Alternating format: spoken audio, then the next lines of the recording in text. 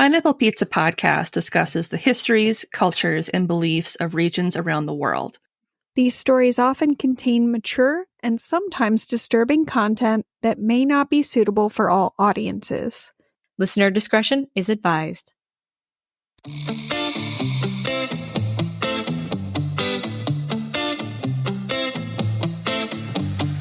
Welcome to Pineapple Pizza Podcast, where we serve up slices of mythology, cryptozoology, and urban legends. It's an interesting combination of flavors. Weird, but it works. Today's special is Turkish epic poetry. I'm your hostess, Ashley, and with me today, as always, are the amazing and adventurous Emily and Lindsay. Hey! Well, hello there. Hello, ladies. Are you ready to go on a really long quest? Yes. Need more coffee. Yeah, same. This was one of those episodes where I picked it. I was really excited, at the time, and I really wanted to do it. And then I started reading it, and I was like, oh, fuck. What have you done? But you know what? It's going to be all right, because we're going to make fun of it. It's going to feel good. All right. So I sort of cheated again, because I do that a lot, because the shit that I have to do for this show is always way older than Emily's stuff and Lindsay's stuff. So, if you're one of those people who doesn't know that much about geography or history, countries change a lot, and sometimes they disappear altogether and become completely different countries. So when you're trying to backdoor something in, you're like, okay, where was this empire? All right, what new countries are there? And then you just pick one and you're like, I don't fucking care which part of Mesopotamia this story really came from. Now it's from Turkey. So that's what happened. So let's talk a little bit about Mesopotamia, because it's not here anymore. So there's probably a lot of people out there who are like, I don't know what that is, and I've never heard of it, and I don't know where it was, except now that you know that Turkey is somehow involved. Not the bird. Not the bird. There are no gobbles involved. There could be, though. I wish I could make a turkey noise. I would do it right now, but I can't. God damn it. Why are you so good at sound effects? Alright, so the historical region known as Mesopotamia occupied large sections of the modern-day countries of Turkey, Iraq, Syria, and Kuwait. Today, we often refer to this same area of the world as the Middle East. Mesopotamia derives from the ancient Greek words meso, meaning between or in the midst of, and one that we should be familiar with if you've been here for a little bit, potamos. Potatoes? Meaning river. Nope, think hippopotamus. Between the potatoes. Between the potatoes. Yep. That's me! Me too! Oh my god. I do spend a lot of time in the midst of potatoes, so what are you gonna do? But no, actually, potamos means river. And it's easy to understand how they came up with this name, because this region benefited from being situated around the Tigris and Euphrates rivers. So, they're kinda literal. Makes sense. In fact, Mesopotamia made up the northern part of the region known as the Fertile Crescent because of how lush these lands were compared to the surrounding deserts, all because of being situated on the Tigris and Euphrates rivers, and to some extent the Nile, but we're not going to be over that far today, so that's probably the last time I'm going to remember to even mention the Nile. Water does help make things green. It does, yeah. It turns out, when you're trying to sustain life, water's good. It is, indeed. It helps. It helps. It's not essential or anything. No. I mean, I don't know. It feels essential to me, but I'm wrong about a lot of stuff, so... The berries. God damn you, berries. Ruining my life. Anyway, the river system and climate combined to form an area that was once resplendent with natural resources and the ability to sustain life. I'm getting ahead of myself. To sustain life. Not sustain life without the two. You need that. Another thing you need to keep in mind is that these rivers regularly flooded this region whenever they would have their rainy season. And I know I said I wouldn't talk about the Nile again, but the Nile did the same thing and it still does. So I lied and I brought it up again. Another nickname for this region is the Cradle of Civilization. Have either of you ever heard Cradle of Civilization before? Yes. Yes. Do you know why it's called that? Because that's where the first civilization of was founded, wasn't it? First recognized civilization. That's one potential explanation. There's another one too, though. Writing was invented there? I don't know. You're onto something. I can smell what Emily's cooking. Isn't that where, like, creation supposedly took place? Like, the birthplace of Adam and Eve? Well, not necessarily Adam and Eve, but man. Yeah. Adam and Eve is a little too Christian-centric for me to agree with it. Yeah. But yes. but also, yes. I'm being a stickler because I do that. Another reason that it's called the Cradle of Civilization is because of the vast number of innovations that were achieved by the early human societies that dwelt in this area.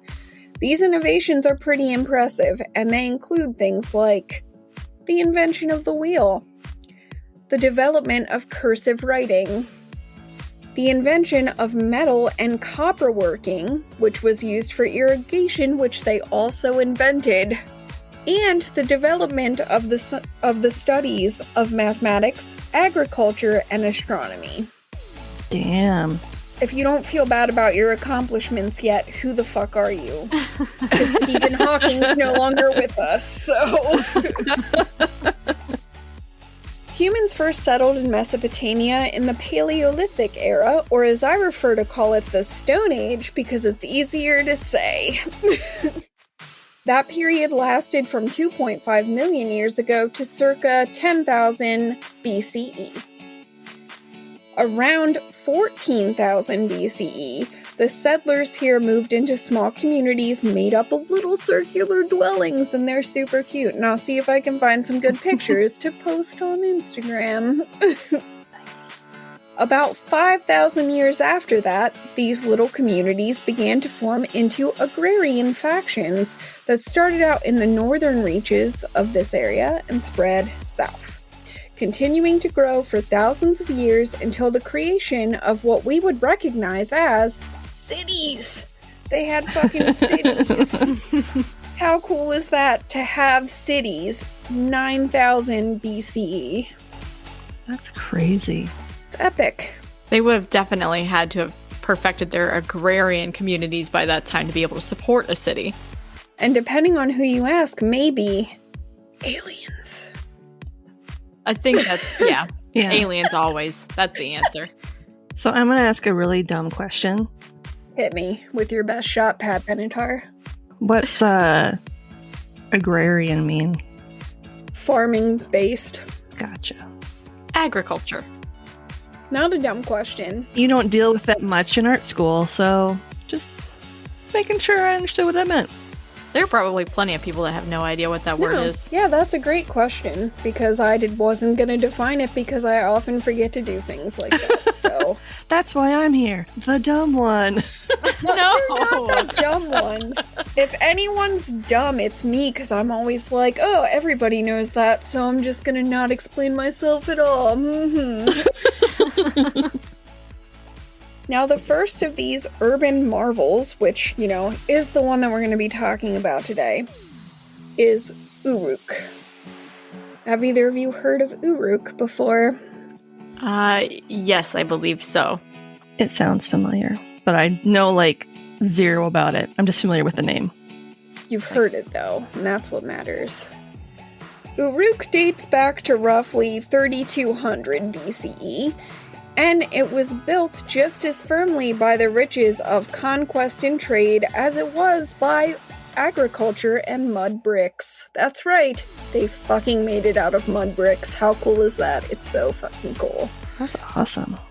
Get this. In its heyday, Uruk's population was over 50,000. Dang. Wow. That's pretty impressive. A lot of people. That gives, like, London a run for its money back in the day. Does it? I don't know anything Yeah. about that. Yeah. I believe it. I can't remember what time, but at some point it would have given London a run for its money as far as population density is concerned. Pretty impressive Mm-hmm. for some really ancient people. By 3000 BCE, the dominant civilization in this region was the Sumer people, and it was the ancient Sumerians who developed the first system of writing called cuneiform. I was going to say, I recognize that name. Yes, you do. I think probably most people have heard of the Sumerians, but I could be wrong about that. If you haven't, I feel like if you paid attention in any history at all, you've probably heard of cuneiform, but maybe not. I guess it depends where you go to school. If that's not impressive enough for you, the Sumerian language has no known analogs, meaning that it has zero relationship to any other known existing language. Now that's freaking cool. That is really cool. Yeah.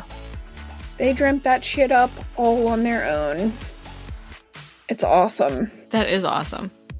Historians don't know for sure if many of the kings on the Sumerian kings list, developed circa 2100 BCE, actually existed because they are also featured in Sumerian mythological texts, which makes it a little harder to be sure, like, if all of them existed, like, we're sure some of them did, but we don't know how many, if that makes sense. Yeah. Mm-hmm. Now, with that being said, one of the names from that aforementioned list is that of Lugalbanda, who came to power circa 2750 BCE, and Lugalbanda's son is said to have been Gilgamesh. I recognize that name. Yep. You should, because I've been bitching about it enough the last few weeks. Anyway, he just so happens to be the main character in today's big story, which is going to be, drumroll except no, the Epic of Gilgamesh. I can't do it, drumroll. I was gonna try, and then I was like, don't embarrass yourself like that. Ba-da-da-da-da-da-da. It's the Epic of Gilgamesh, oh my god. Surprise. So, as much as I'm, like, being all whiny about it, let's be real, this story is pretty impressive, especially since it is considered to be the first great work of literature, like, ever. Uh-huh. Yeah. The tablets that the Old Babylonian version was written on can be dated to the period from circa 2100 BCE to 1800 BCE. That's so crazy. To put that into a little bit more context, most people are like, when they think of really old works, especially in our country of the United States, are like, the Bible. That's super old. That's probably the oldest thing. Guess what? It's not. The Epic of Gilgamesh predates the Hebrew Bible, aka the Old Testament, in case you're not following me, by anywhere from 350 to 700 years. Yeah. Wow. And some scholars believe it even influenced stories that are found in the Bible. That wouldn't surprise me. If there really isn't any other literature out there to draw from. Yep. Exactly. Everything derives from something else. It does. Apparently everything derives from Gilgamesh in to some degree, really. I was going to say, unless you're Sumerian language, because then you fucking are just magic and you came into being from nothing. They are the OG. They are, for sure. I'm not going to repeat what you said because I can't pull it off, but yes. Anyway, it also predates Homer's Iliad and Odyssey, in case anyone's curious. Originally inscribed in cuneiform on 12 clay tablets by an unknown author, the Epic of Gilgamesh tells the story of the 5th king from the first dynasty of Uruk as he goes on a lengthy hero's journey, ultimately in search of immortality. Gilgamesh is thought to have lived during the period from 2850 BCE to 2700 BCE, and that might seem like too broad of a period of time for us to be talking about, until you realize the epic poem claims the king's reign lasted for 126 years. It's that Mediterranean diet. They had 0 preservatives. That's true. Just salt. They just salted him and he kept walking around. My cholesterol is through the roof. My skin is so dry. Oh boy. Good thing we're in the cradle. It's moist here. Did you hear it's between 2 potatoes? Okay. We're with that. Sorry, I'm done. It's all right. We're finished with our appetizers. I'll be back with the main course right after this break. And we're back. I hope you're hungry because it's time for a main course, and it might just last 126 years. My jaw hurts just thinking about it. Just become a Yarmaya, you. Oh no. Hannibal Lecter, who invited you to this party? Hello, Clarice. You're not eating my liver. Alright, so I paraphrased significant portions of this because I was like, oh god, no. So, the epic opens by introducing Gilgamesh, because of course it does. We have to meet the hero or you can't start the story. So he is the son of King Lugalbanda and Ninsun, the great wild cow goddess, who I'm convinced I was in a former life. She's a cow goddess. He is 2/3 god and 1/3 man. Don't even get me started on how that does not work. It's not how DNA works. But nope. Okay. Gilgamesh's strength is unsurpassed, although to be fair, that might be because he is also incredibly tall and generally just a huge brick house of a guy. He's a brick house. Here's my tomato. He's letting it all hang out. Actually, kind of is letting it all hang out, but we'll get there. One of his feet alone is described as measuring 3 cubits, which is almost 4.5 feet. That's 1 human foot. He looks so ridiculous in my head right now. I just picture him flopping around with one gigantic foot that's like having a small child strapped to his shoe. Alright, he's Ronald McDonald now. Yes. So wait, was he born like a calf? I mean, maybe his mom's a cow goddess. Yeah, that would make sense. I don't know why that makes sense, but in my brain it makes sense. He just like flops out. Yeah, the story does not actually describe his birth, and we should all be very grateful for that, because we would never get through this. Ever. Anyway, I think it's basically safe to say he's pretty much almost a giant. Like, he's huge. So of course he's going to be stronger than everybody else. But he was also apparently super hot. Like, attractive, not, just, it's probably very hot over there, too. I don't know, I've never been. Personally, I don't know if I believe the hype, though, so just wait, we'll get there. You don't believe he had a 4-foot foot? No, I don't. 4.5 foot. That half. It Makes all the matters. difference. Yeah. 4 we Yes. believe. 4.5, that's just pushing it. Sometimes a girl just needs a half. What are you gonna do? But it turns out, because he's such an impressive human, he's also performed some pretty awesome feats. Shocking, I know. The hero has done really cool stuff. What?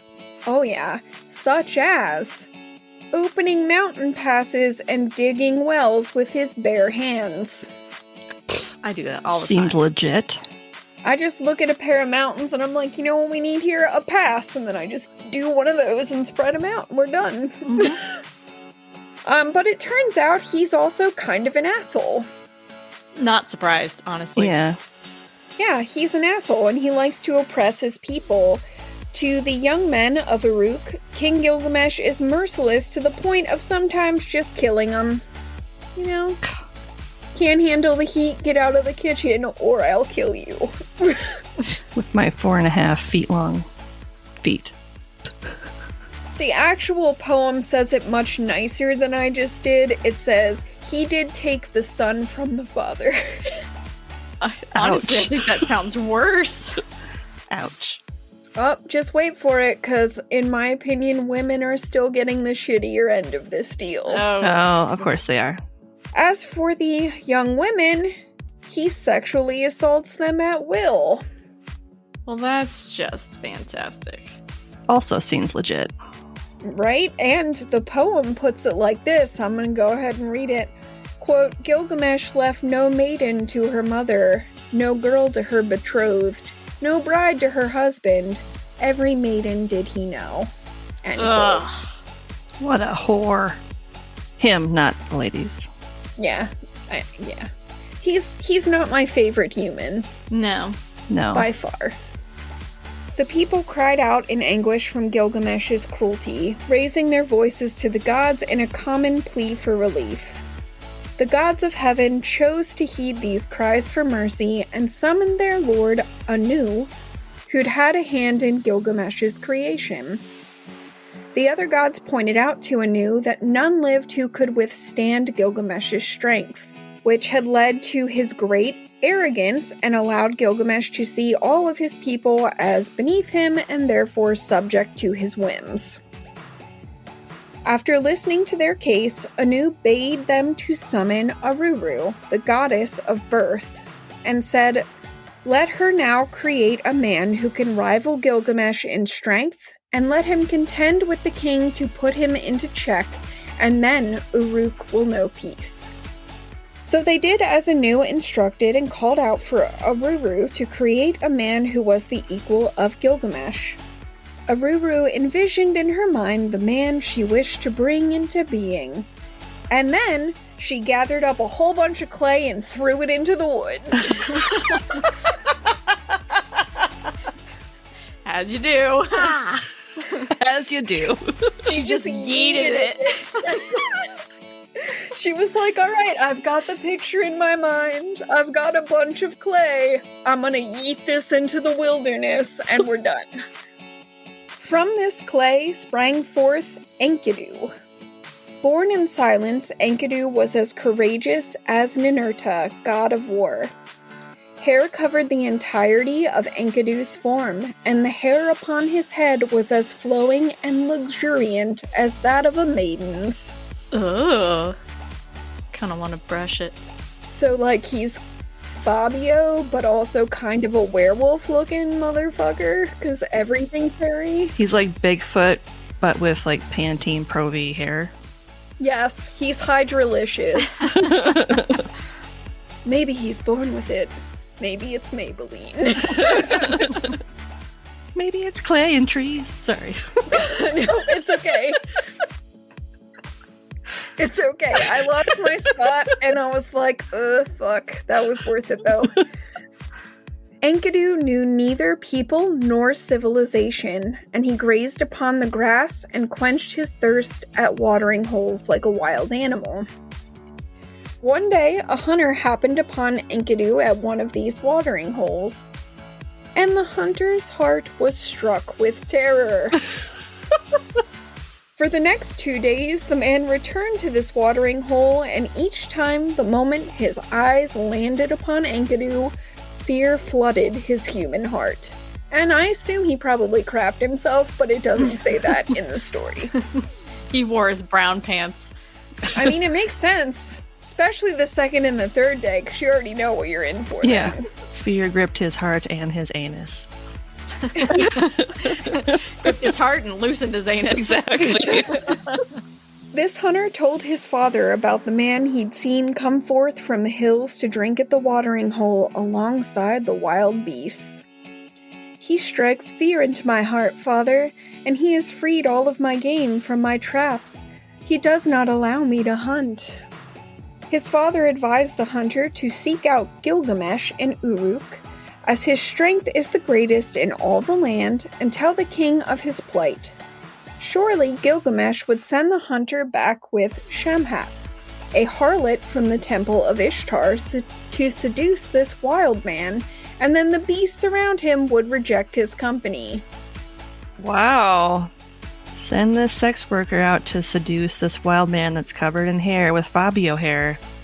That we're not sure is a man or an animal. That'll fix him. And then all the other animals will be like, "You're not one of us.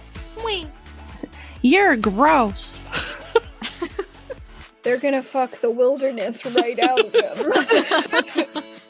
He's done and he's like, "Oh, I'm not refined. What am I doing?" Time for high tea. I was gonna say something, but it's really inappropriate, so I'm not gonna. Cause I don't wanna. No, I'm not gonna do it. Hold it back. Alright. The hunter did as his father advised, and sure enough, Gilgamesh sent the priestess Shamhat to tame Enkidu. And by tame, we mean bone. When they returned to the watering hole together, the hunter bade the priestess to remove her clothes and seduce the wild man. And when Enkidu looked upon her naked beauty, he could not resist, because, it's too difficult to control yourself around all those curves, probably. Yep. I wouldn't know. Never had a problem. They're probably very dangerous curves. Probably. He succumbed to her wiles and lay with her over and over for 7 days and 7 nights, until at last his lust was sated. But when he tried to return to the animals, they no longer recognized him as their peer and fled from his presence, for Enkidu was no longer pure. So I guess all animals are like unicorns, like they prefer virgins in this story, but doesn't make any sense because animals bone all the time. I was just gonna say, are these all like immaculate conception animals? Yes. His strength and speed seem diminished. Well, dog, you've been fucking for 7 days and 7 nights, and you probably haven't eaten anything, but what do I know? Or gone to the watering hole to quench your thirst. So you're gonna love the next part though. But he was now endowed with wisdom. He just came all the dumbness literally came out of his body, and now he's just smart. I mean, it just goes to show that some cultures do know women are smarter than men. Shamhat said to Enkidu that he'd become wise like a god and no longer needed to roam about the wilderness. She bade him to travel with her to Uruk, where King Gilgamesh reigned. And as she spoke, Enkidu decided he would go with her to the city and challenge Gilgamesh, for he believed his own strength must be greater since he'd been begotten in the wilderness. Shamhat warned her lover that he should temper his arrogance because the king's strength was unmatched and his godlike powers would warn him of Enkidu's coming. As Shamhat predicted, Gilgamesh dreamt that a great star fell from the sky and landed upon him, and though he tried with all his might, he found himself unable to so much as budge the star. As he continued to struggle against the star's weight, the people of Uruk gathered around to witness as Gilgamesh was defeated by this star. And when they beheld it, Gilgamesh's people kissed the star out of gratitude. Only then did Gilgamesh realize that the only way he could win was to embrace this star as a friend.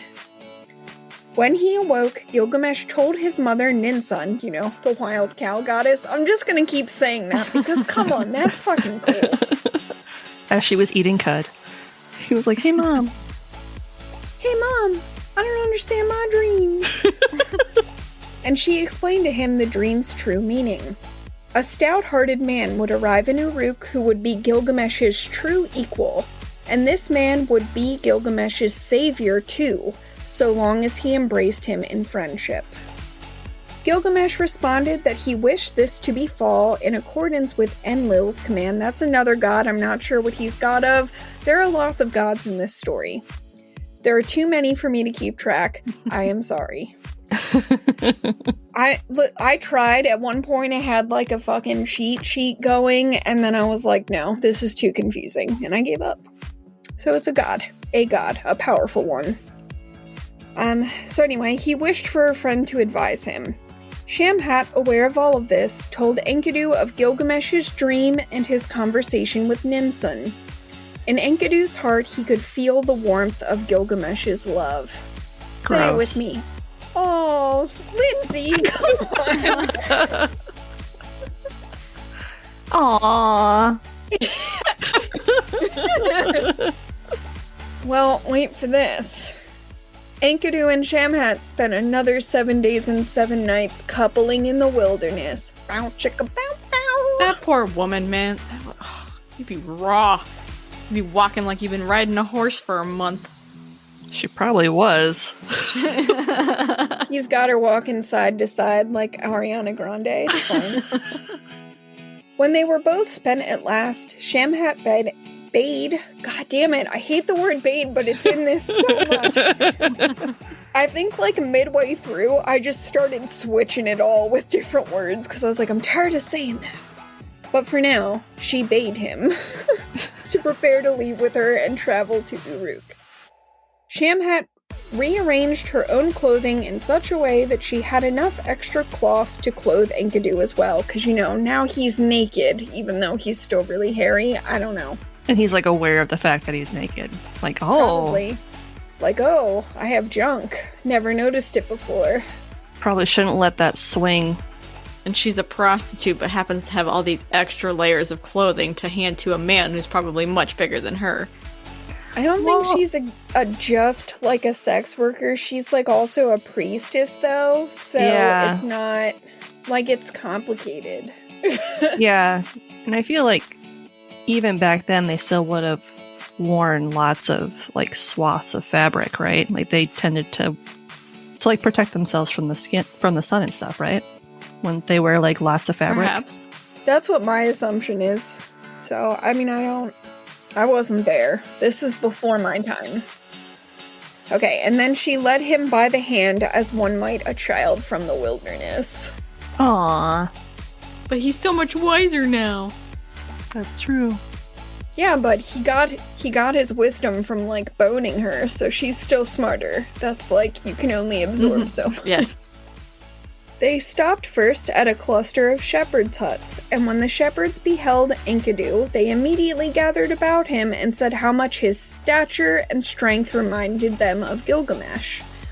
They placed food before him, but Shamhat had to guide Enkidu on how to eat this food as he'd previously eaten only the grasses of the wilderness.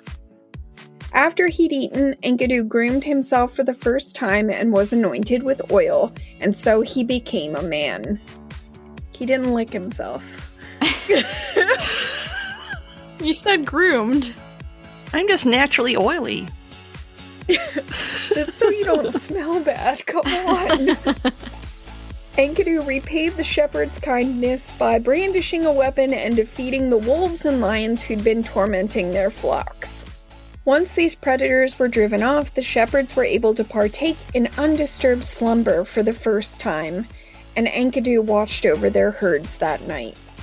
Oh. Yeah, I'm really unclear on how long he's with them, because, you know, these stories aren't exactly super clear about what day things are, so we're just gonna go with one day. Enkidu spied a traveler rushing along a path so quickly that his curiosity was piqued. So Enkidu asked the man why he was in such a rush. The traveler explained that he was heading to a wedding celebration where, according to the normal practice, the bride would be offered first to Gilgamesh to deflower her before she could then rejoin her husband. God damn it. Hearing this filled Enkidu with wrath, so he vowed to hasten his journey to Uruk and challenge Gilgamesh. Enkidu and Shamhat arrived just as the king was about to enter the nuptial house to take the bride's virginity. But Enkidu placed himself in front of the gate, barring Gilgamesh's entry.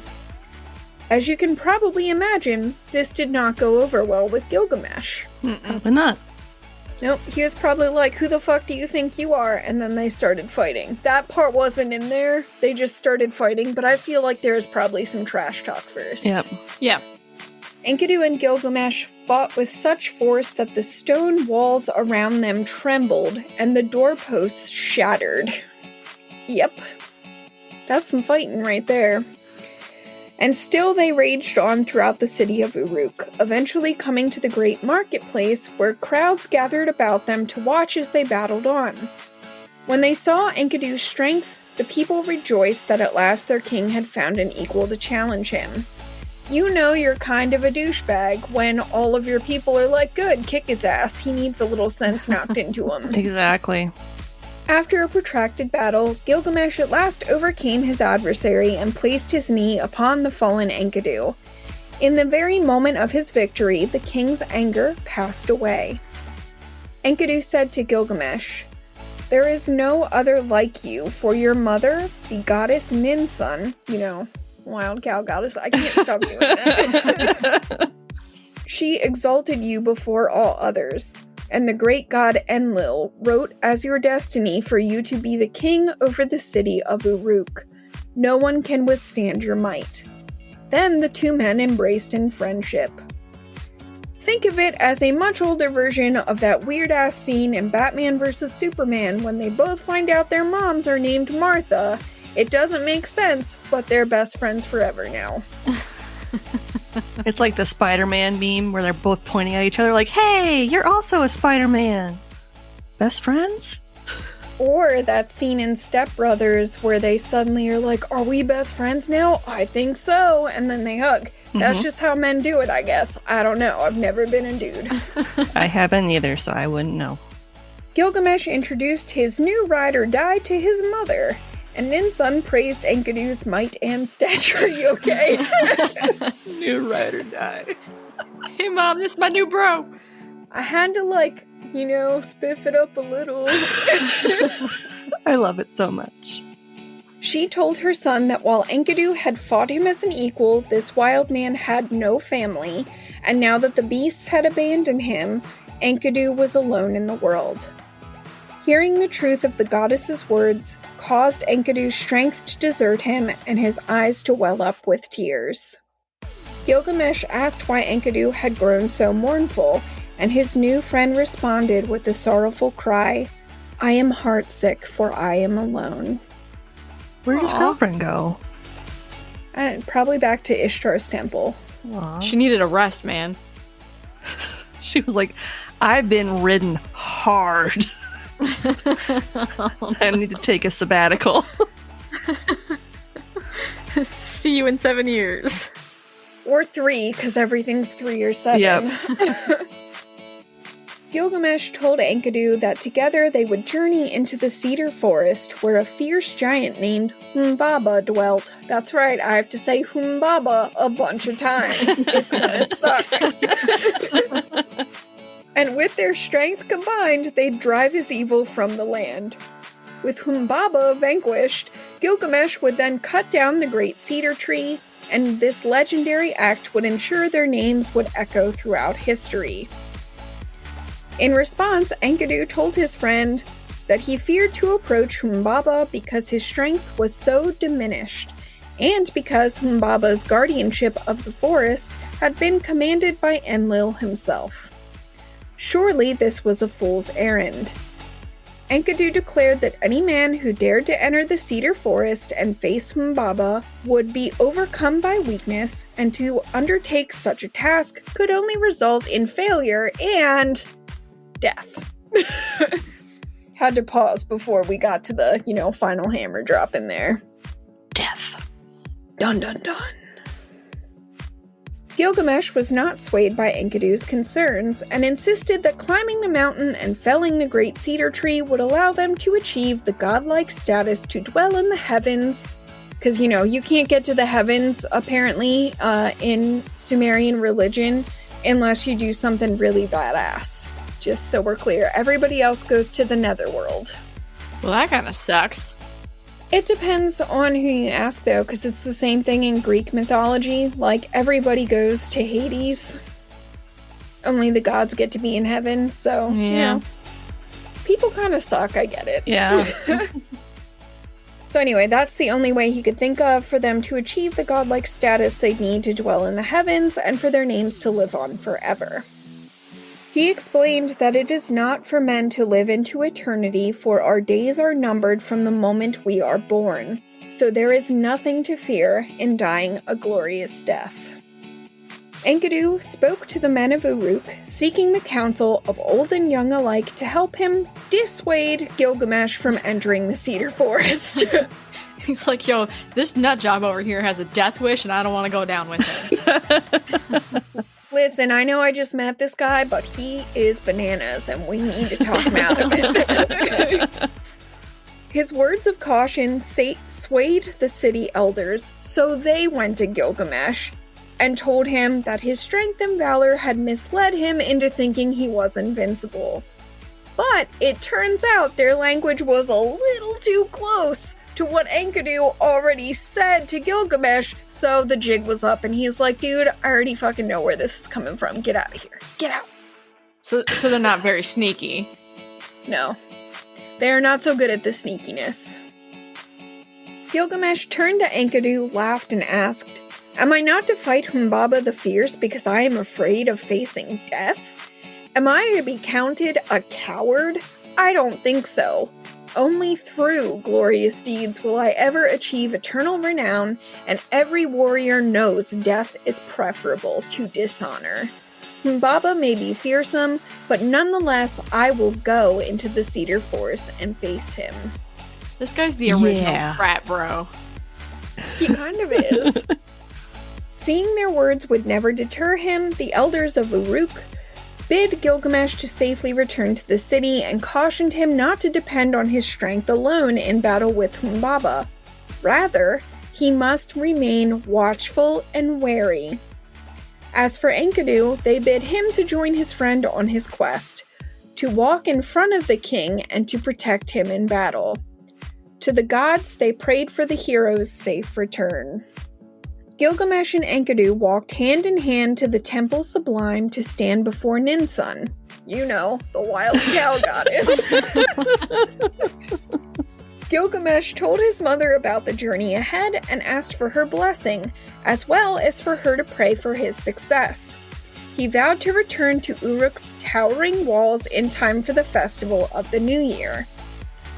Gilgamesh's plans frightened Ninsun, who retreated to her chamber, where she bathed herself with tamarisk and soapwort water before donning a robe and some jewels and placing her crown upon her head. She then ascended the stairs onto the roof of the temple sublime and made an offering of incense to Shamash, the sun god, asking him why he'd given her son such a restless heart. Not a relentless heart, although it's kind of that too. A little bit. Oh yeah, this dude will not fucking stop. Such a restless heart that he now felt moved to take on Humbaba. Ninsun asked... Wow, Shamash is also apparently going to be really difficult for me to say over and over, so let's all hope I can do it. She asked Shamash to watch over her son from the day he entered the cedar forest until his return to Uruk. Ninsun also asked Shamash if Gilgamesh would be accepted by the gods as one of them, so that he might share the heavens at their side.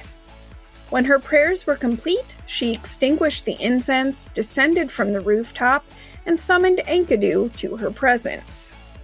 When he appeared before her, Ninsun told Enkidu that though he'd not been born from her womb, he was nonetheless her son, and promised to proclaim his children to be sacred votaries of Gilgamesh. As she placed a bejeweled pendant around his neck, she declared Enkidu to be her child now and brother to Gilgamesh, and bid him to protect himself and watch over his brother. Enkidu vowed to do as she bid and restore her son safely to her at their journey's end. talk about some emotional manipulation. No kidding. This dude does not even want to fight a giant, but she's like, you're my son now, so take care of your brother. Gilgamesh himself knelt at the altar of Shamash and entreated the sun god to spare his life and aid him in vanquishing Humbaba the Fierce. Why is this guy's name Humbaba? He said, I now venture down a road I have never traversed, and I don't know if I shall return.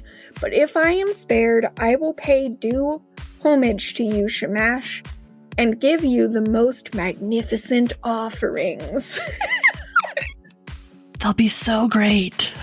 They'll be stellar, dude. I shall praise your name and build for you a great house of worship and a throne for you to sit upon. Right? Bribing gods. What are you gonna do? The armorers arrived bearing weapons for Gilgamesh and Enkidu. For the heroes, they'd crafted massive axes and magnificent swords, as well as a monstrous bow with great fletched arrows. Before they set off, Gilgamesh instructed the elders to watch over Uruk in his absence, to judge fairly the grievances? What? The grievances of the poor and downtrodden, and to ensure the wealthy did not take unjust advantage while their king was away. As they departed, Enkidu turned to Gilgamesh, his king, his friend, and now his brother, and said, since you've decided to devote yourself to this quest, let your heart be free of fear.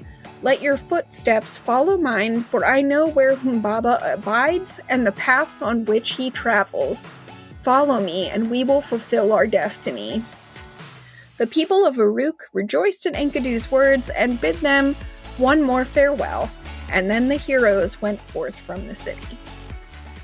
I think now is a good time for an intermission before I bring out our next course, which is just more of the same thing we're already eating. It's seconds. Woo! Second helping. So let's take a short break. Welcome back. I hope you're still hungry because holy shit is there more where that came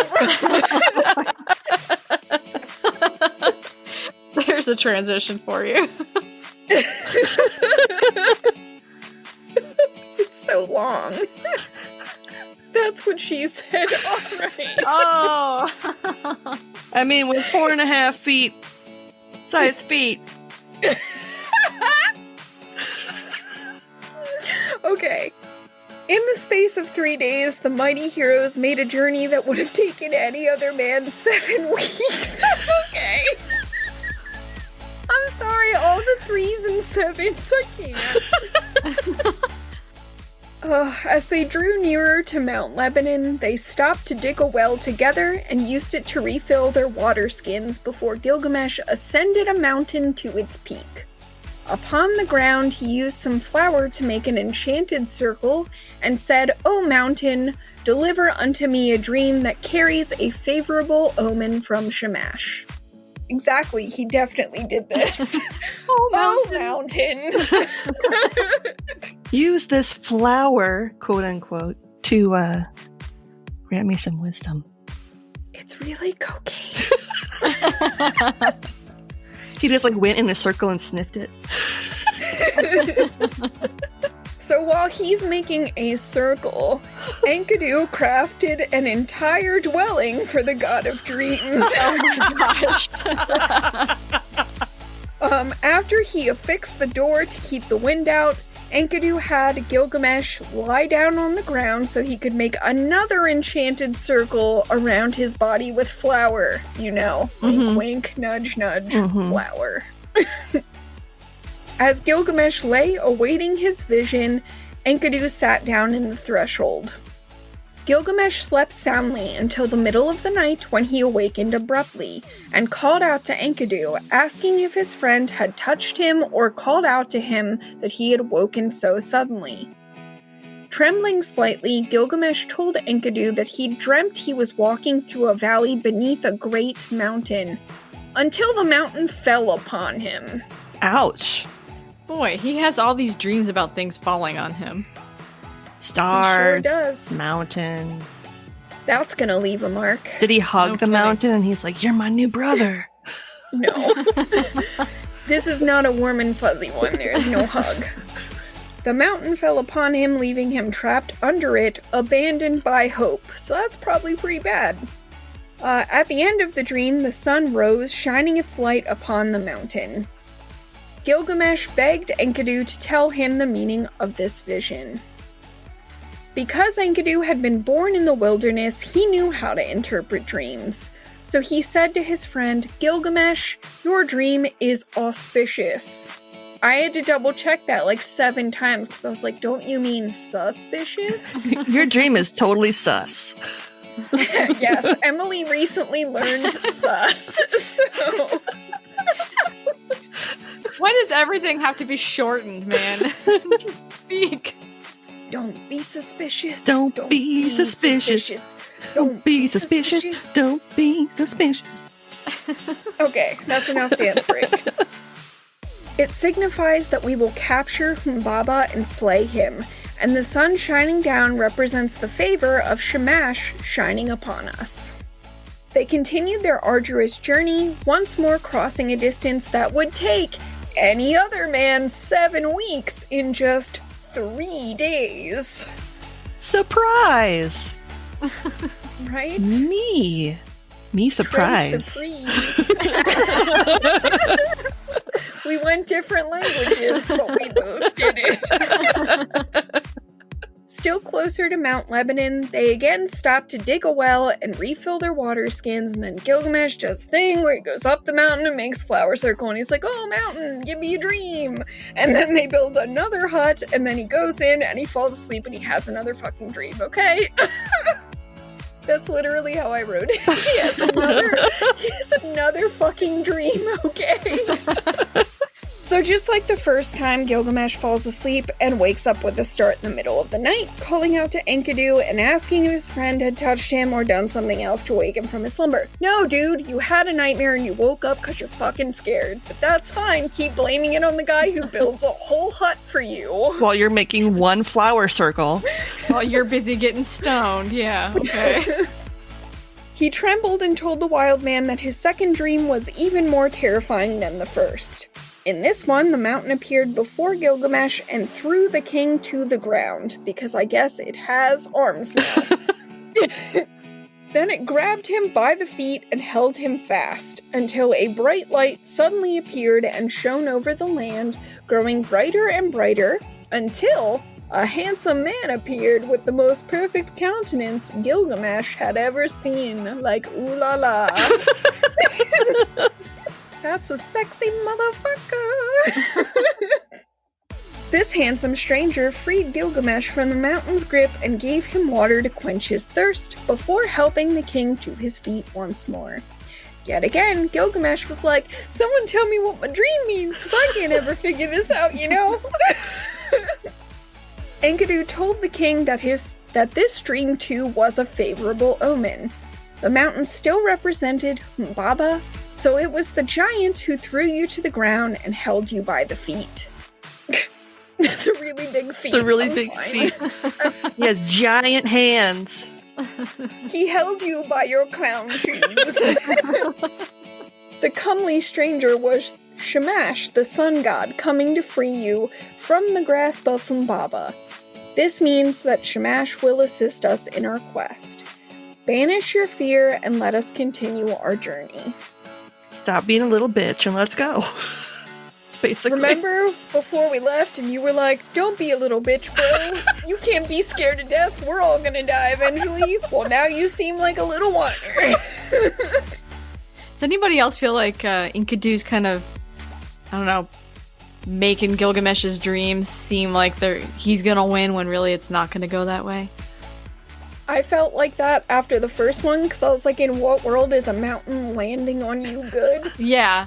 But the second one, I think, makes more sense.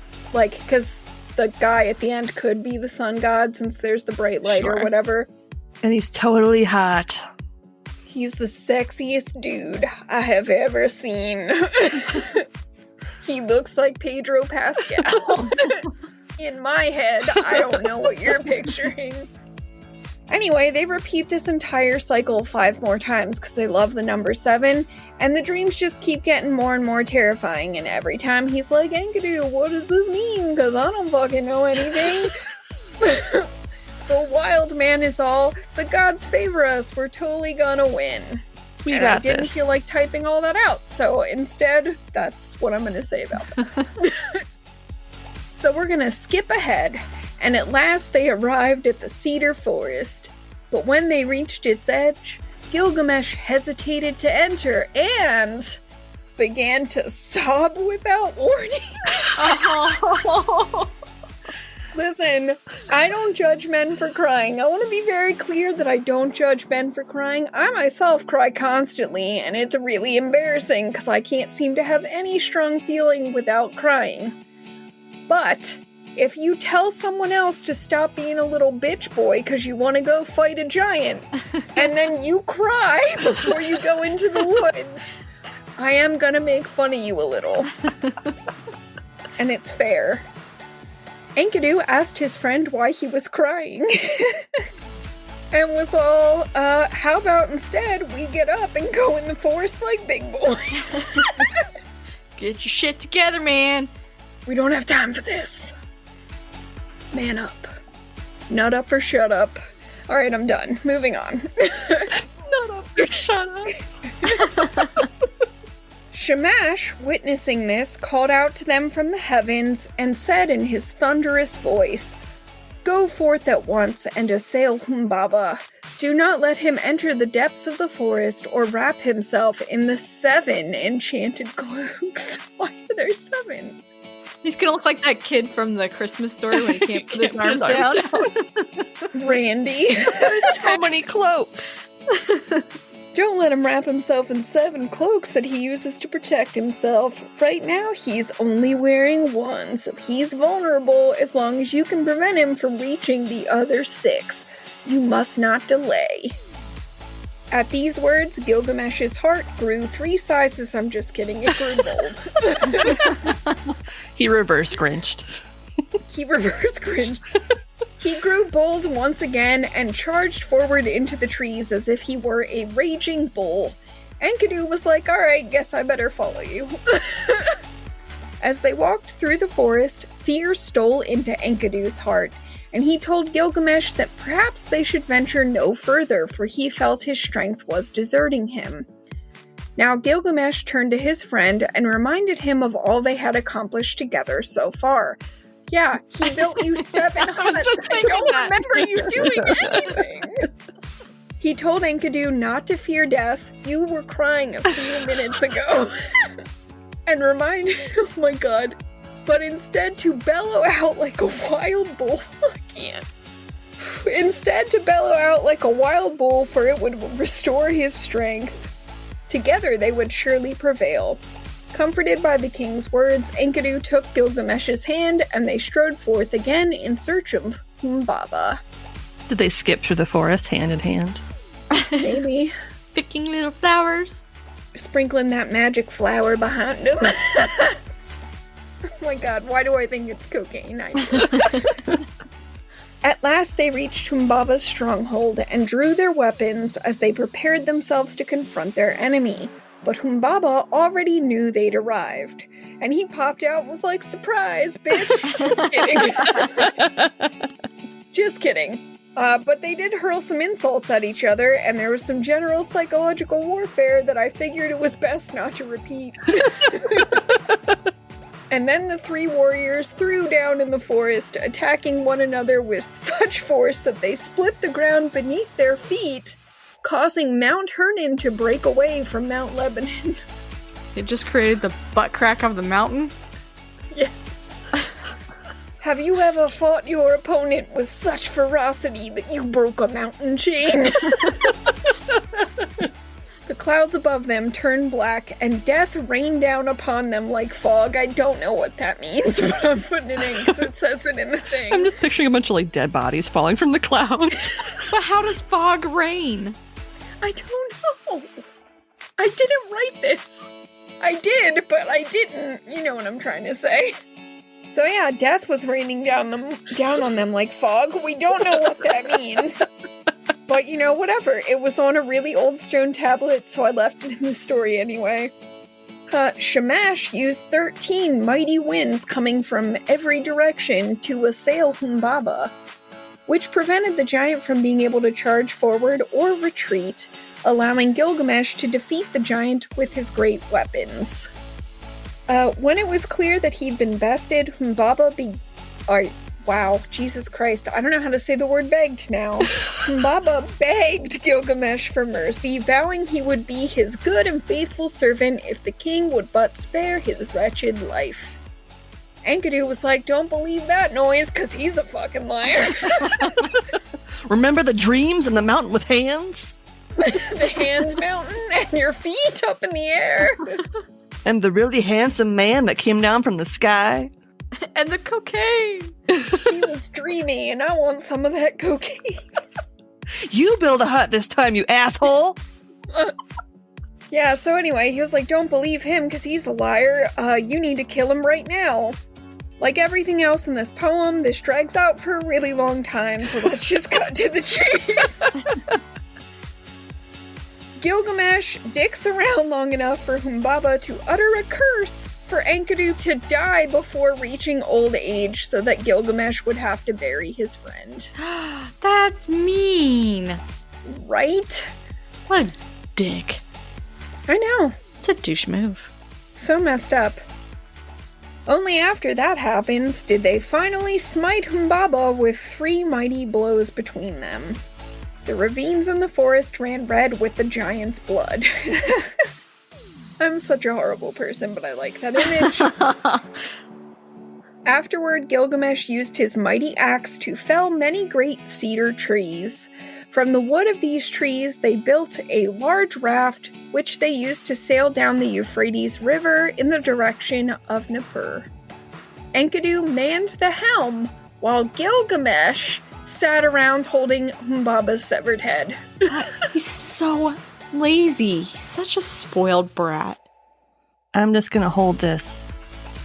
Thanks, bro. I'm just gonna hold the head. Steer the raft. He probably made the other guy build the raft, too. Probably. I'm assuming, but I feel like I have good reasons. After they returned to Uruk, the goddess Ishtar appeared to Gilgamesh and tried to seduce the king, because, you know, he's so awesome. But he rejected her advances because of how poorly she'd treated her previous lovers. Quick pause. Gods never treat their human lovers nicely. This is not shocking. Like most omnipotent beings, Ishtar did not take rejection well. So, she asked Anu, her father, to send the Bull of Heaven to avenge her. At first, her father was like, why don't you just try being reasonable for 5 minutes? But after she threatened to do a bunch of really messed up stuff, he was like, oh my god, take the bull and leave me alone. You psycho. That makes me think of John Ralphio and Mona Lisa. Like, money, please! I've never done anything wrong ever in my life. So anyway, she led the bull down to Uruk and was like, have at it, and the massive bull wreaked havoc on the city, ultimately causing so much destruction that it created massive pits that swallowed up 300 people and lowered the level of the Euphrates River so much that all of the marshes dried up. Well, that's not good. So it turns out a really huge, godlike bull can just drain your marshes. I drain your marshes. I drain your marshes all up. Oh, good God. Alright, so working together, Enkidu and Gilgamesh, you know, buds for life, managed to slay the bull without any divine intervention, and they cut out its heart as an offering to Shamash. When Ishtar wailed in rage, Enkidu threw part of the bull's ass at her. Have I mentioned that I like Enkidu so much better than Gilgamesh? Oh, yes. That That night the city celebrated, but Enkidu had an ominous dream. In his sleep, he envisioned a conversation in which the gods decided one of the two heroes must die because they'd killed Humbaba and the Bull of Heaven. Shamash did his best to defend them, but ultimately the gods marked Enkidu for death. In response, Enkidu cursed the gods and his fate, but above all, he cursed Shamhat for seducing him and leading him out of the wilderness. Aww. She was kind of, like, pushed into that situation, wasn't she? Yeah. Mm-hmm. She did that against her will. And you're the one that threw the ass of the Bull of Heaven at somebody. At Ishtar. At Ishtar. So, she was pushed into going and seducing him. He went on the whole freaking journey to begin with because Gilgamesh is just a whiny little brat who had to prove himself. He did all the freaking work. Ishtar gets pissed off, sends the bull down. They're like, crap, well, we gotta do something about this. And somehow it's all Enkidu's fault? Like, Gilgamesh should be punished for this, not Enkidu. Gilgamesh was the one holding the head, wandering around with the head. He's just like, I don't feel like doing anything. I'm just gonna hold the head. He started all of it. Listen, I don't think that you're wrong, but this is how the story goes. Anyway, I also had to super reduce this part of the story, so just, imagine in your head that Enkidu has time to go through the 7 stages of grieving for himself. And when his bitterness faded away, he retracted his curse on Shamhat and instead blessed her. Aw, I feel better about it now. Yeah, I don't care if he curses all the gods, that's fine, fuck him. But he does decide that he's gonna place a blessing on her instead, and does what he can to accept his impending demise. In a second dream, Enkidu saw himself being captured by an angel of death and dragged to the netherworld. When they reached the netherworld, Enkidu realized it was a house of dust and darkness where the dead ate clay and lived under the constant supervision of terrifying beings. Over a period of 12 days, Enkidu grew ill with a violent fever, and his condition steadily worsened. Upon realizing he wouldn't even be granted the honor of a heroic death, Enkidu lamented his fate and then passed away. That's bullshit. Yes, it is. Yep. Unable to accept his friend's death, Gilgamesh clung to Enkidu's dead body, refusing to admit his friend was gone for so long that a maggot finally dropped from Enkidu's nose. Ew. Ew. Oh. That's a special detail to add to the story. I don't know. It was in the tablets. Gross. Having finally been forced to face the truth, Gilgamesh lamented the loss of his friend, comrade, and brother, and called out for all of man and nature to mourn for his fallen friend. Enkidu was laid to rest in a riverbed. Driven mad by grief, Gilgamesh wandered the wilderness cloaked in animal hides.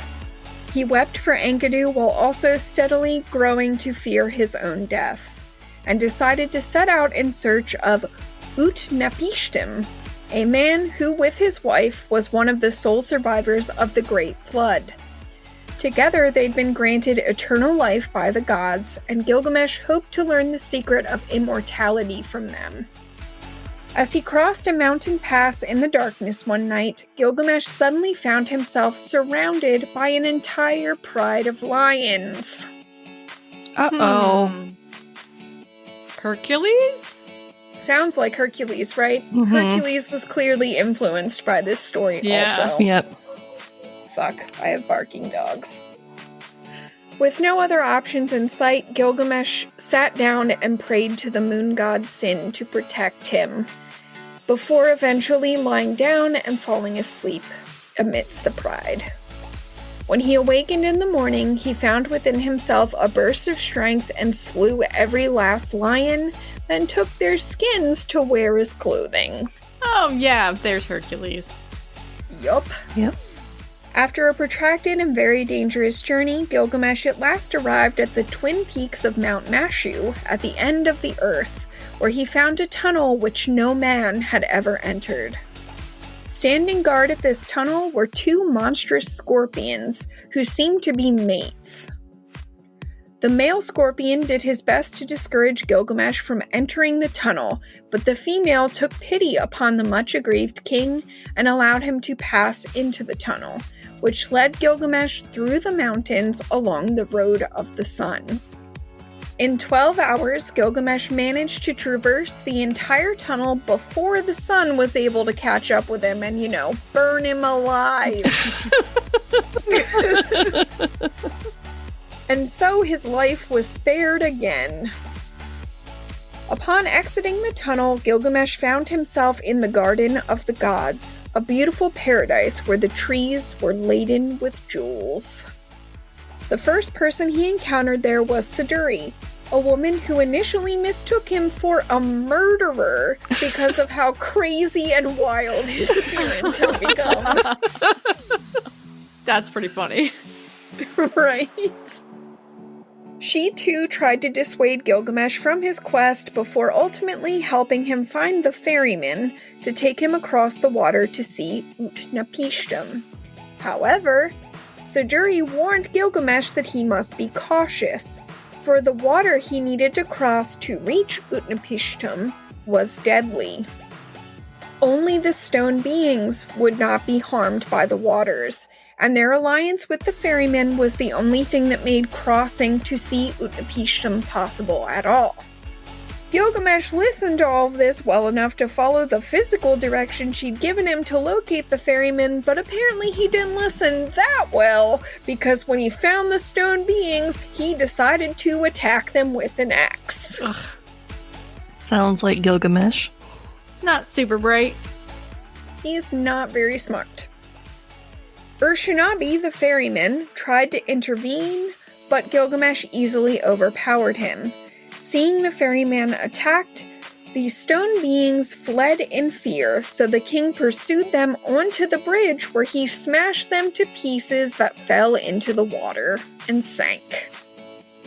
Well done. Weird flex, bro. Weird flex, bro. I can't talk. That was his nickname after all those mountain nights. Just call me Blow. Afterward, Gilgamesh returned and stood before the ferryman and told the man about his quest. Dude, we could have done this first. Only to have the ferryman respond, "Your hand has indeed hindered the crossing you wish for. The stone beings alone were not affected by the waters of death, and so I relied upon them to carry me across the ocean. By destroying them, you have left only one method to reach Utnapishtim.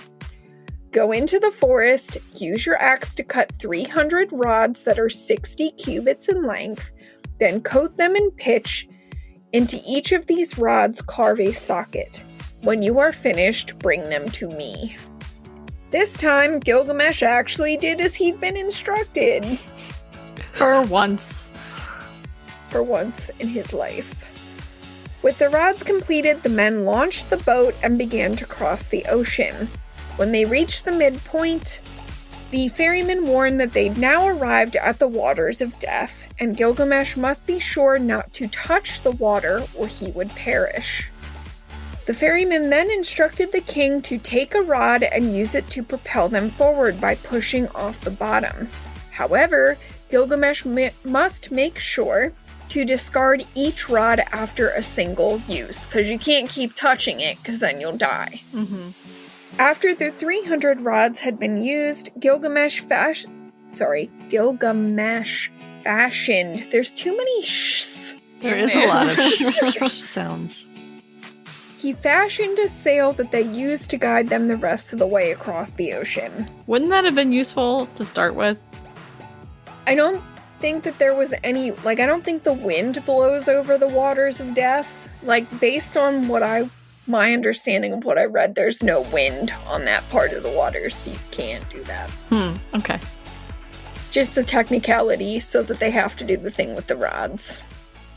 From the shore, Utnapishtim watched as the boat drew near, wondering to himself what had become of the stone beings and who this man was who approached. Yep, he's that dumb. It's fine. They're not going to get along that well. When the boat made land, Gilgamesh disembarked and approached Utnapishtim and explained that he wished to learn the secret of eternal life. When Utnapishtim asked what brought him to this place, Gilgamesh told his whole woe is me story about how his friend died. When the story was finished, Utnapishtim chastised Gilgamesh and called him a fool, asking if he'd ever bothered to compare his lot in life to the average man's, for the gods had clearly given the king a blessed life. No shit, yeah. Yeah. I love a salty old man. Yeah. Yes, his friend had died, but in response, Gilgamesh had undertaken a perilous journey that had removed years from his life, from the great effort it had taken to bring him to this shore. In other words, in his quest to thwart death, Gilgamesh had actually hastened its coming. Whoops. Sounds right. It's legit. Okay, lovely guests, I think it's time to take one last short break because I hate the sound of my voice. I'll be back with dessert in just a moment. And we're back. I hope you saved some room for dessert because I have a complex and exquisitely aged selection for you to choose from. Ooh. Pick wisely. Uh-oh. When Utnapishtim finished his speech, Gilgamesh asked once more how he'd achieved immortality. Then Utnapishtim told him the story of the Great Flood, which the gods had chosen to unleash upon the world as punishment. The god Enki favored Utnapishtim and gave him instructions to build a boat, and, you know, like a smart person, he did what he was told to do. What? Did he fill it with 2 of each kind of animal? I don't know. When the boat was completed, Utnapishtim, his entire family, and all of the animals they could find boarded just in time for a violent storm to burst forth from the heavens. Oh, yeah, that sounds familiar. I've never heard that story before. Brand new to me. For 6 days and 6 nights, rain poured from the skies, and all of humanity, except the people on the boat, were destroyed, okay? Eventually, the boat became lodged in a mountain, and Utnapishtim emerged to look out upon the world. When he saw nothing but ocean, he wept for all the lives that had been lost. He and the other inhabitants exited the boat and made a sacrifice to the gods, the sweet smell of which drew them to the mountain. When Enlil arrived and learned there were survivors, he grew enraged. But Ishtar and Enki chastised Enlil for having unleashed too harsh a punishment on the world. In the end, Enlil agreed to grant Utnapishtim and his wife eternal life. Sorry I killed pretty much everything ever, but you can live forever and enjoy what's left. You can live forever and watch everything else die. Woo! Death. Yep. In short, the story illustrated that the gift they'd been given was unique and unlikely to be duplicated. Gilgamesh, however, refused to believe this. Of course he did. So Utnapishtim challenged the king to stay awake for 6 days and 7 nights to prove himself worthy of the gift of immortality. No sooner had Gilgamesh sat down than he fell asleep. Yep. So Utnapishtim instructed his wife to bake a loaf of bread each day while Gilgamesh slept, so that he wouldn't be able to wake up and be like, I don't know what you're talking about. I wasn't asleep. You can't prove it. It's pretty smart. Utnapishtim's a smart guy, but he's also been alive a really long time. Mm-hmm. This is true. At the end of the challenge, Utnapishtim pointed out to Gilgamesh that he'd been unable to conquer even sleep, so he would never have the ability to conquer death. Oh, that had to burn. Salt all up in that wound. Sick burn. Yes. Gilgamesh admitted defeat, but as he was about to leave, Utnapishtim's wife bade her husband to at least give him a parting gift. A loaf of bread. That's what I was thinking. Here, we have way too much bread. I can't eat all this. Please take it. Utnapishtim then told the king there was a thorny plant growing deep at the bottom of the ocean, and that if Gilgamesh were able to procure it and consume it, he would be made young again, and if he carefully portioned it, he would live an incredibly long life. Gilgamesh dug a shaft deep into the earth until he reached the abyss.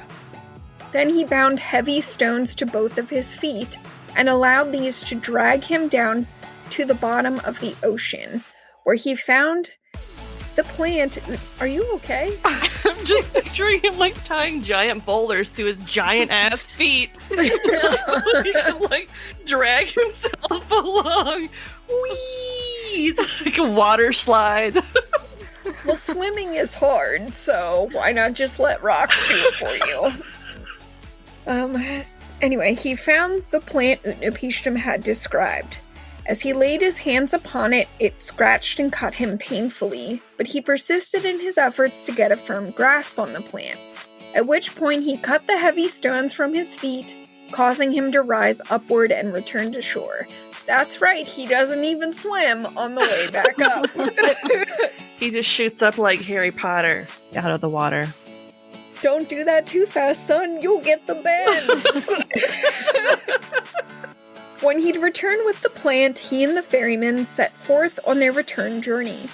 After traveling 30 leagues, they rested for the night, and Gilgamesh found a cool pond of water that he chose to bathe himself in. As he cleansed himself, a serpent smelled the fragrance of the magic plant, and so he slithered forth quietly and stole it for his own. Uh-oh. As he slithered away with his prize, he shed his skin upon the ground. When Gilgamesh realized what had happened, he sat himself down on the ground and wept, heavy tears streaming down his cheeks. He said to the ferryman, "For what purpose have my hands toiled? For what purpose have I spent the blood of my heart? I have obtained nothing for myself from my efforts, for a serpent has reaped the benefits of all I have done. Because of the great shaft I dug to attain the plant, the flood tides have risen for the space of 20 leagues. How are we now to find any landmarks to return to get another plant? We must abandon the boat here upon the shore and continue our journey on foot." You done fucked up, son. After traveling another 30 leagues, they came at last to the high walls of Uruk, and Gilgamesh bid the ferryman to behold its glory. He urged him to gaze upon the walls and how they shone like copper in the sun, to observe the lower wall, which nothing in the world could equal. He told the ferryman Uruk's threshold was so ancient, it extended farther back in time than human memory. And as Gilgamesh described his own city to this stranger, it was as if he himself truly beheld it for the first time. He said aloud, "No king will ever surpass its like." And that's the end of the story. I lost my plant. Check out my pretty city. Okay, there was a lot more walking, but we didn't have time for it. So just think of this story as kind of like Game of Thrones.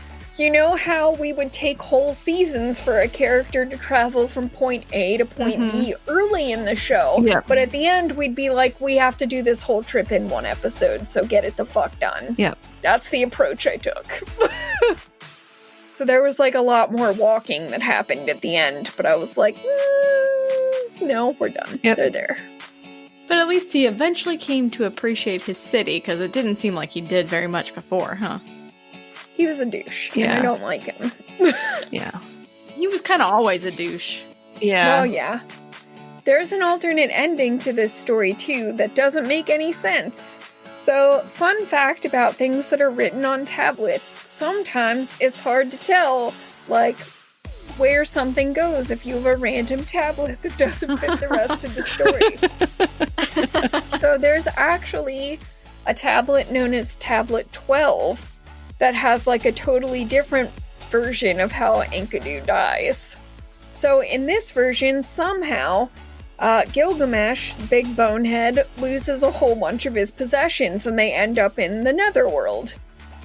And Enkidu's like, I'll go get that stuff for you, buddy. So, yeah. So they get all these instructions about what Enkidu can and can't do when he gets to the netherworld. Well, when he gets down there, he does all the stuff he's not allowed to do, and then he can't leave, so he has to stay there forever. Oh, no. God. Aww. But yeah, so that's the truly epic tale for this week. I had a hard time deciding whether I should just stop the episode there, or if, like, I should still do, like, where else do we see this? Because, holy shit, we've been here a really long time. So instead, I split the difference, and I was like, I'll do a really short thing where I point out some other places that have great flood myths, because that sounds fun. So anyone who's familiar with Christianity probably immediately thought of the biblical story of Noah's Ark when I was telling Utnapishtim's backstory. I know Emily did, because she was all, did they put 2 of every animal on the boat? Yep. I don't know, because they weren't that specific. They probably had 3 or 7 of everything. The vast majority of scholars agree based on just the massive number of similarities between Utnapishtim's story and the flood in the Bible that it had to have been influenced by the Epic of Gilgamesh. Like, there's too much of it that's too close. I even took out a part where he sends out birds to go out from the boat and bring stuff back because we didn't have time for it.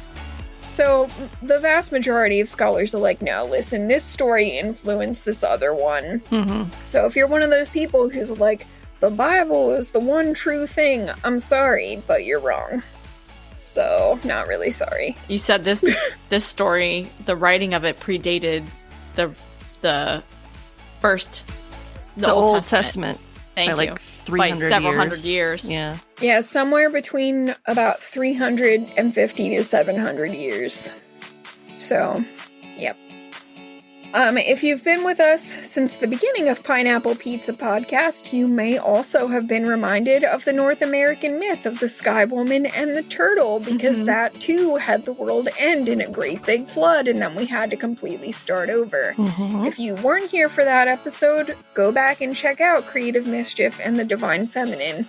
There aren't as many parallels, but it's still a great flood story, so it still works.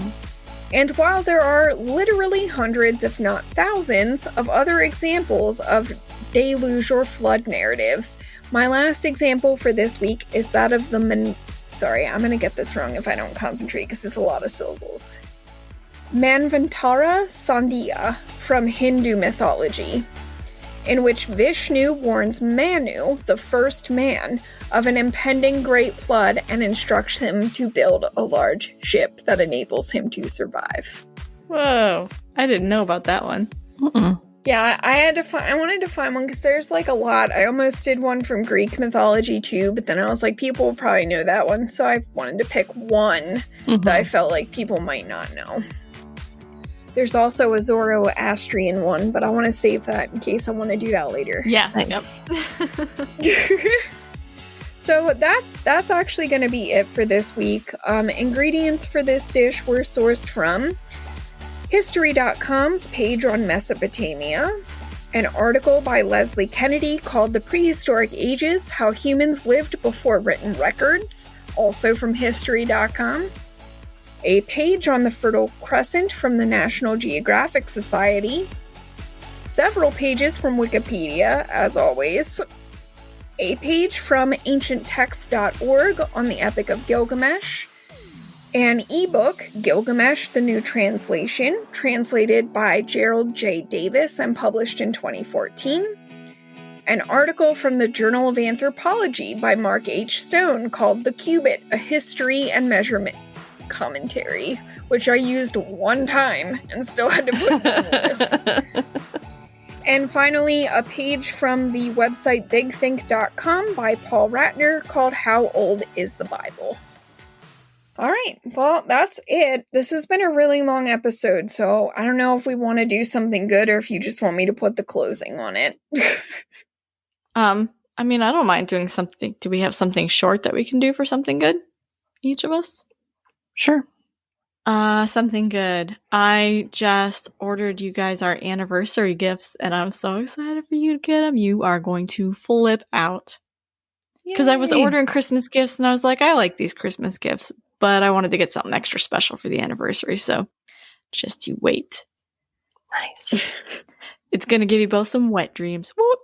Gross. Better change my sheets. I'm confused, but okay. Weird gift to give your friends? I don't know.